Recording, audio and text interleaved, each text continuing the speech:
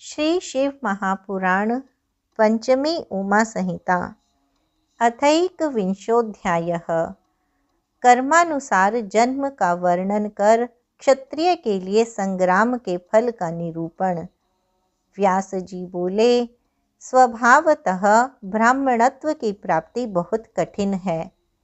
ईश्वर के मुख से ब्राह्मण, भुजाओं से क्षत्रिय और जंघा से वैश्य उत्पन्न हुए हैं। उनके चरणों से शूद्र उत्पन्न हुआ है। ऐसी बात उनके मुख से सुनी गई है। किंतु ऊपर से नीचे मनुष्य क्यों जाते हैं, यह मुझे बताएं। सनत कुमार बोले, हे व्यास, मानव बुरा आचरण करने से भ्रष्ट हो जाते हैं। अतः विद्वान को चाहिए कि श्रेष्ठ स्थान प्राप्त कर उसकी रक्षा करे। जो विप्रत्व का परित्याग कर क्षत्रिय में पुत्रोत्पत्ति करता है, वह ब्राह्मणत्व से भ्रष्ट होकर क्षत्रियत्व का सेवन करता है। मूर्ख प्राणी अधर्म का आचरण करने से हजारों जन्मों तक जन्म मरण के चक्र में घूमता रहता है और उसी अधर्म के कारण अंधकार में पड़ा रहता है। अतः मनुष्य श्रेष्ठ स्थान को प्राप्त कर प्रमाद ना करे और उसे विनष्ट ना करे। विपत्तियों को सहकर भी सर्वदा अपने स्थान की रक्षा करे।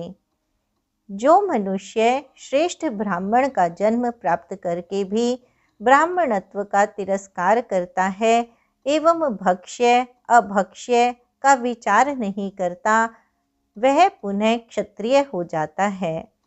बुद्धि संपन्न शूद्र जिस कर्म से वैश्य हो जाता है और जिस कर्म से वह क्रमशः उत्तम वर्ण में जन्म प्राप्त करता है, मैं वह सब आपसे कहता हूँ।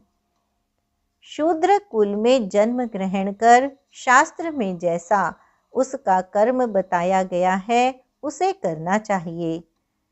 जो इच्छा रखता हुआ तीनों वर्णों की सेवा रूप अपने कर्म का नित्य आचरण करता है, वह शूद्र भी वैश्य कुल में जन्म प्राप्त कर लेता है। वैश्य कुल में उत्पन्न जो व्यक्ति अपने धनों से विधि पूर्वक हवन करता और अग्निहोत्र संपन्न कर उससे बचे हुए अन्न का भोजन करता है, वह क्षत्रिय कुल में जन्म प्राप्त करता है, इसमें संदेह नहीं है।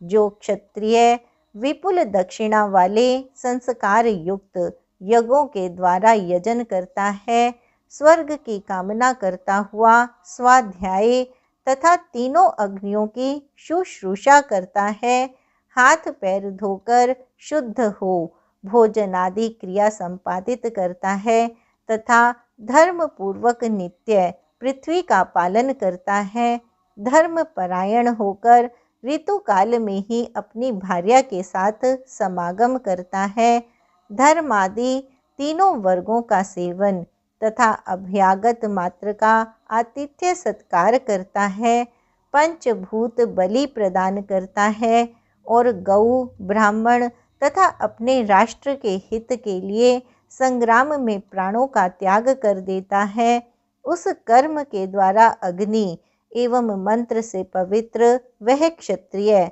ब्राह्मण कुल में जन्म ग्रहण करता है। इस प्रकार विधान पूर्वक ब्राह्मण होकर वह याजक हो जाता है।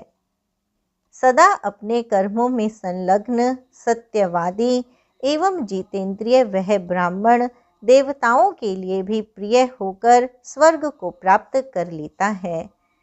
हे मुनीश्वर, ब्राह्मणत्व अतिशय दुर्लभ है।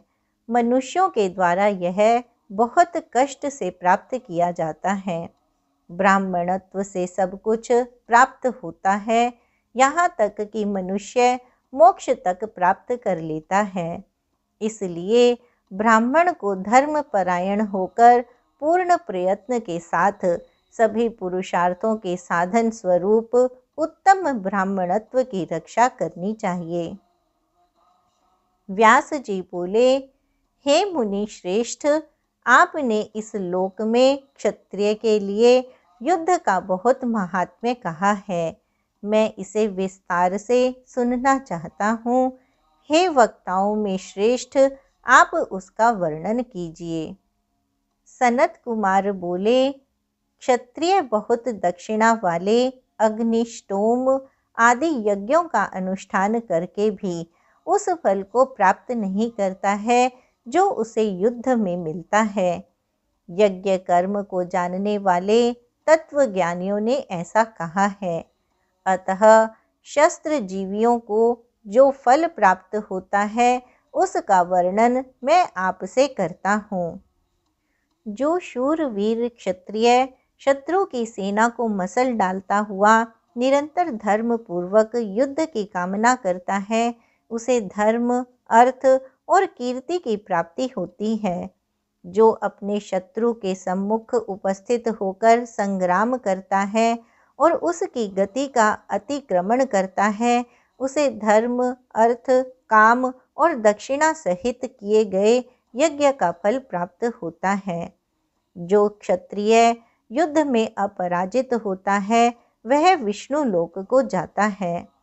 यदि वह संग्राम में मृत्यु को प्राप्त नहीं हुआ तो 4 अश्वमेध यज्ञों का फल प्राप्त करता है। जो शस्त्र धारण करके रणभूमि में और सेना के अभिमुख हो युद्ध करते हुए प्राण त्याग कर देता है, वह वीर स्वर्ग से नहीं लौटता है। राजा, राजपुत्र अथवा सेनापति जो भी शूर क्षत्रिय धर्म से प्राण त्याग कर देता है, उसे अक्षय लोक की प्राप्ति होती है। महासंग्राम में अस्त्रों से उसके जितने रोमों का भेदन होता है, वह सभी कामनाओं को पूर्ण करने वाले उतने ही अक्षय लोकों को प्राप्त करता है।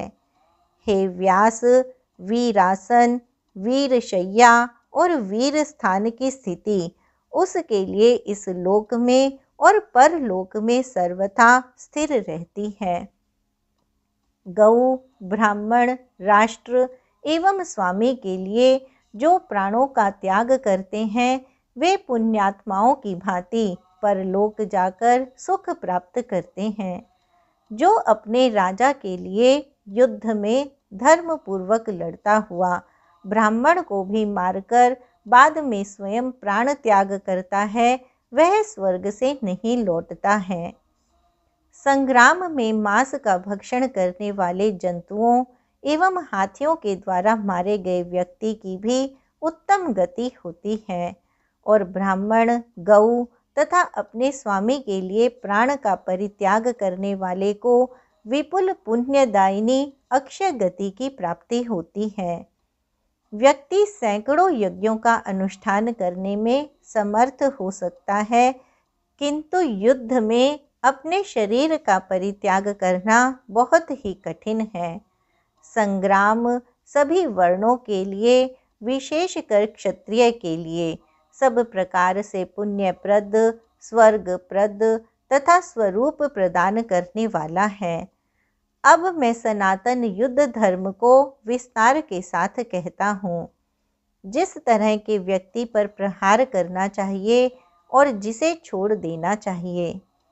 मारने के लिए आते हुए वेदांत पारंगत आतताई ब्राह्मण को भी मार देना चाहिए। इससे व्यक्ति ब्रह्म हत्यारा नहीं होता है। हे व्यास, मारने के योग्य मनुष्य भी यदि प्यास से पीड़ित होकर जल मांगे तो उसका वध नहीं करना चाहिए। संग्राम में रोगियों, जल आदि की कामना से व्याकुल को मारने से वह मनुष्य ब्रह्मघाती हो जाता है।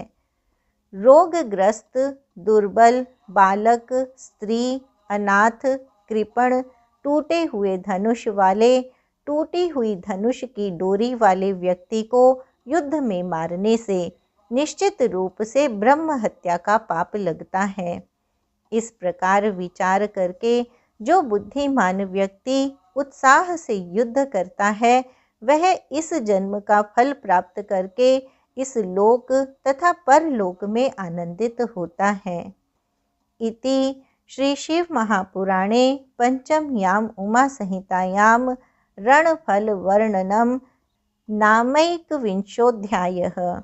इस प्रकार श्री शिव महापुराण के अंतर्गत 5वीं उमा संहिता में रणफल वर्णन नामक 21वां अध्याय पूर्ण हुआ।